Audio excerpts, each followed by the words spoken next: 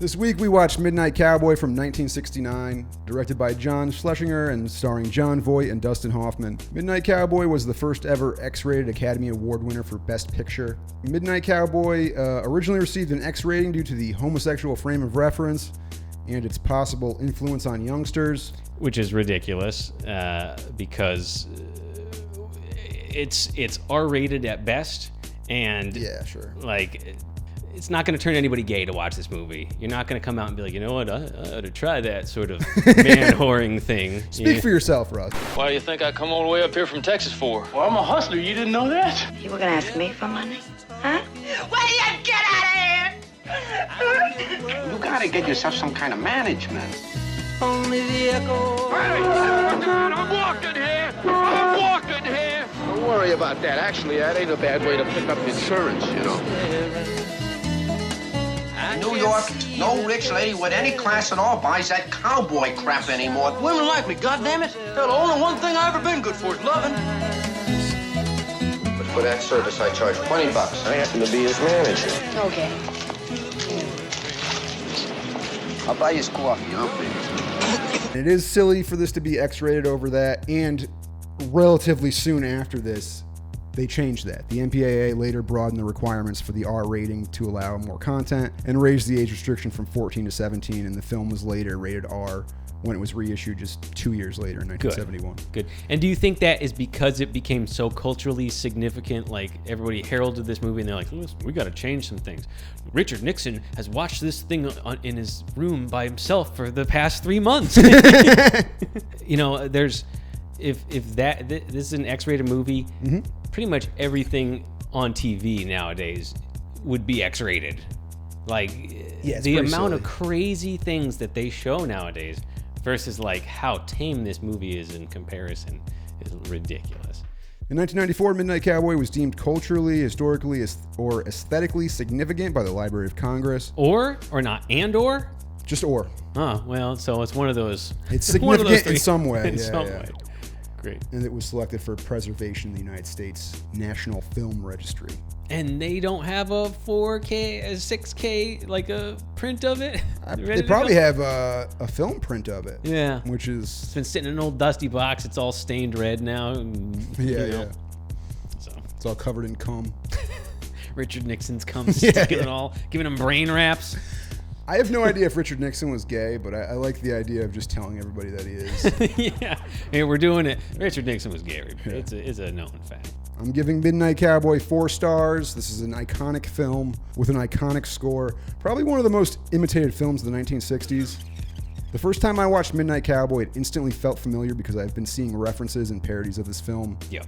Pretty much my whole life. It's embedded into culture. Midnight Cowboy is described as a drama, but I think this film is really more of a dark comedy. And if you enjoy films like Welcome to the Dollhouse or American Splendor, Ghost World, if you like those types of movies, I would say go watch Midnight Cowboy.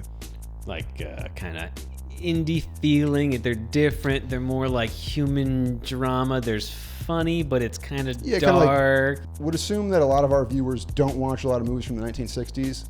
Sure. So I would say that's the frame of reference, is more like the Gen Xer movies like Dollhouse and the films of Quentin Tarantino and stuff like that. Yeah, we do a lot of 80s, 90s on this podcast, but this is probably one of the older movies that we reviewed, and it holds up. Yeah, this is a big recommendation for me. Not only does Midnight Cowboy have great use of music, but also great editing, the type of like quick cutting that you'd associate with MTV in the 80s and 90s. So this film was like way ahead of the game. Sure.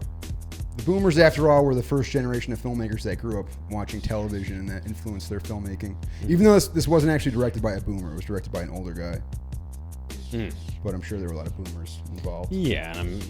So what's your review rating, Russ? Do you suggest it? Yeah, I'm gonna have to agree with you. I guess it's not perfect, but it's a really good movie. It's really good. I wanna give it like 4.5 stars. It's a super compelling character study or like piece. It's about these characters, and it's just every single person you meet, even the people who wrong him throughout the way, are just, there's so much depth to them, you know, that you really just, you can empathize with every single character, even when they're like shitty people. You're like, oh, but but he's doing this because A, B, or C, or he feels bad about himself, and this is like he can't let his mom. There's just so many layers to each thing that happens in this that it's just all a gray area. And yeah, I think and psychologically, it's really smart. I'm sure the book was probably had a lot of depth, so there's a lot of material to pull from. But like it is like they try to explain the psychology of somebody who wants to be a male prostitute, right? Which is pretty much what you'd expect it to be, right? But weird troubled past, and yeah. But do you know when the book came out? No, I'm not sure. I would assume the book came out in the 1960s, probably not too much longer before the film was made, but it could have been an older book. Sure. Yeah. I mean, again, kind of progressive ideas. It's obviously postmodernism, yeah, sure. which I don't think was really a thing until the 1960s, or maybe started before that, but really came into vogue with that generation. Sure. Yeah, the 60s started getting weird with their films. Yeah. And this being on the tail end of that 60s, I think it's like a culmination of all those new That's another practices. kind of important thing. It's really the tail end of the 60s when those movies started getting really interesting and becoming a twist of the original genre. Right. The first part of the 60s is almost like just like the 50s. And then towards the end, when New Hollywood got into making films, things got a little bit more interesting. Midnight Cowboy is streaming for free on Tubi. There's a Blu-ray available. There is no 4K disc yet, but that is definitely something that I hope they release on 4K. Here's hoping. John Voight stars as Joe Buck, a Texas man currently working as a dishwasher at a truck stop diner. His plan to escape the monotony of his low-wage job is to move to New York City to become a male prostitute because he yearns for the glamour of being a man whore. Yeah. I mean, who hasn't, It seems, Luke, cool. Get paid to get laid? Almost sounds too good to be true. Yeah. Huh. And the film reveals through flashbacks that Joe Buck was molested as a child by his grandmother. Wait, really? Yeah. You didn't watch this? No, I did. And I was kind of on the fence about what that actually... Because it's never explicit. It's kind of implicit, right? Yeah, it's pretty... I was under the obvious. impression that his mother was a prostitute. No, I think his mother abandoned him and he was molested by his grandmother, which is why he's now searching for validation women. Through hooking up with older women. Sure. And, Right. It's like a cycle of abuse that's continuing. Yeah. Yeah, pretty weird. And he also has another traumatic experience involving his girlfriend being gang raped. He's endured a lot of trauma. He really has. Which has left him willing to be a prostitute. Right. And I think they did it very cleverly. It wasn't just like, it wasn't played for exploitation. It was like played for trauma. And what I liked most about this movie, I think what makes it so strong is that everything was just played so like just honest. Every character felt real. Everything was like handled nicely. Despite it being traumatic and awful, it like didn't shock you for shock value. It shocked you to build character. Joe Buck thinks that New York City is full of horny women willing to pay for sex, and that the men in the city are too soft to please them. Sorry. Go. I was going to say, egg on his face when he ends up being the one who gets hustled by the city folk, and his only opportunity to make money as a street hustler is by prostituting himself to men. Now, so it doesn't quite work out the way he thinks it will. Joe Buck meets Ratso, or Enrico Salvatore Rico Rizzo, the character played by Dustin Hoffman. And this is just a year after Dustin Hoffman had his breakthrough performance as the lead in The Graduate, which is interesting because I remember, you watch The Graduate and he's like playing a character that's much younger than himself. Yeah. I think he's like 28 or something. Okay. And he's supposed to be playing like a 22-year-old. Yeah, he's just out of college, right? Yeah. And in this movie, it's kind of the other way, where like he looks a little bit too young to be playing this character. You think so? Yeah, a little bit. Right? Okay. This should be like an old, crippled dude. Sure. He's probably like 10 years too young to play this character. I can see that. But just kind of, I guess, the diversity of Dustin Hoffman. Right. He pulled off both of these characters very well. I felt he was believable enough where I wasn't taken out of it by his age. He's great. He's hilarious in this movie. Really? And similarly, John Voight, who's playing the Texas guy, a native New Yorker, but he pulls it off pretty well. Yep, definitely feels like a fish out of water. Yeah. He almost didn't get the part because he couldn't do the Texas accent. So he went down to Texas and he recorded just like people talking. And then on the way back, he just listened to that thing nonstop, annoyed everybody else. But by the end, he figured out the Texas accent. Yeah. Yeah, I think he does a pretty good job. And this really made his career. Oh, right? Definitely. Because Just what being did such he a do big- before that? Do you know? I don't know. I'm not sure if he did too many films before this. Not to mention, he took like the lowest minimum payment that SAG would allow to do this movie. They were gonna hire a handful of different people to be the character of Joe Buck. I mean, you can do that research, but ultimately, everybody else like wanted more pay, and so he was the one who ended up getting the job. Funny enough. Great actor, John Voight. Not such a great father, but Oh, is he not? I mean, I watched his children make it on the red carpet.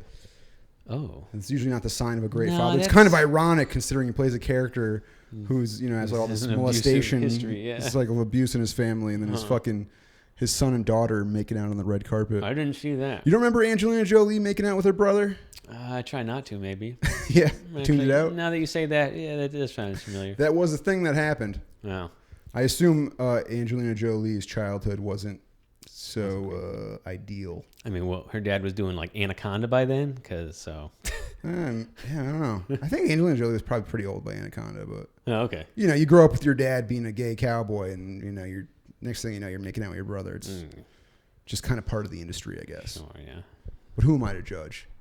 Yeah, I mean, no I judgment. made here. out with my brother, and I'm not even. My dad's not in Hollywood. Yeah, he's not even a cowboy. Yeah, and I definitely wasn't on the red carpet, Yeah. and I definitely wasn't just making out with him. And he definitely wasn't my brother. So the streetwise con man, played by Dustin Hoffman, ends up hustling Joe Buck. And then the movie kind of switches to becoming more about the relationship between these two, like, outcasts trying to survive in New York City. Yeah, kind of pulling heists together, stealing coconuts off a cart, and Yeah. whatever nonsense. And I think, Joe Buck does eventually accomplish his goal of sleeping with a woman for money. Yeah, he does. They both achieve their goal. Yeah. I think what's interesting about it is that when they do finally get the thing that they wanted, our Ratso there, he's now a pimp manager for Joe. He's got money coming to him for selling out Joe. Joe is being able to be managed and go out and sleep with these women he's wanted to, who are rich and whatever. But it's so funny that when they finally do get this thing, Joe can't get it up. He's all like thrown off. He doesn't, he's not really doing the thing when he has it right in front of him. Yeah. And meanwhile, Ratso's falling down the stairs and getting progressively more sick as soon as it seems like he's like finally going to be able to make some sort of money. And even though Joe is now setting up himself for like further hustling in the future, getting future dates coming up on Thursday, he's going to get however much money, he has to abandon that because it's actually, he's realized, not his ultimate dream. It's not what he means to do with his life. He would rather hang out with his friend Ratso and take care of him. These two guys that don't have family, they kind of become each other's like surrogate family. Sure. Even though they're less than admirable characters, But they still take they care still of kind each of take other. care of each other. Yeah. In their times of need. And I guess what I think is kind of interesting about Midnight Cowboy is it's like just this twist on the genre. So it's like basically a reverse Western. Instead of going west, Joe Buck goes east. Instead of being like a self-reliant type who wants to build a life for himself the hard way, he decides to take the easy route and go to the city to be a man whore. And what's really like subversive about the whole thing is the film takes the classic cowboy iconography, which is like masculine and like heterosexual, and just completely subverts it into something just like Out of place. Yeah. When you're not a cowboy in Texas, you just seem like a fop, Yeah, elsewhere. the context of the thing. Like in Texas, a guy with a cowboy hat and the rodeo Stud. get up. Total stud. Yeah. But in New York City, it just seems kind of gay. Yeah, you're going to get approached by people in secret who want to secretly have sex with men. Yeah. It's funny Even 'cause though- you try so hard to make this thing that's like macho and heterosexual, it just ends up becoming a symbol of homosexuality. After I beat you and satisfy all the Hulkamaniacs, I'm gonna get off by cranking your knob just a little beyond the breaking point. The first thing Joe Buck learns is that the big city is not as glamorous as he'd imagined. And the second thing he learns is that women don't pay for sex.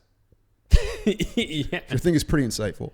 Yeah, right. Why Why would he think that? He goes to the city, thinking he's going to hustle these New Yorkers because they're all soft, right?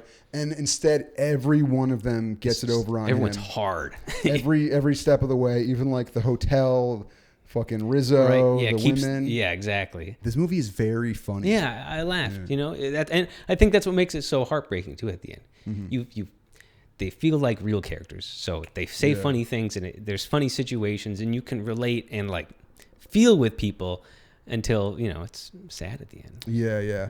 And this movie leaves you wondering what happens to this character. It really does. You kind of want to see more. He finally gets this money by beating up this person.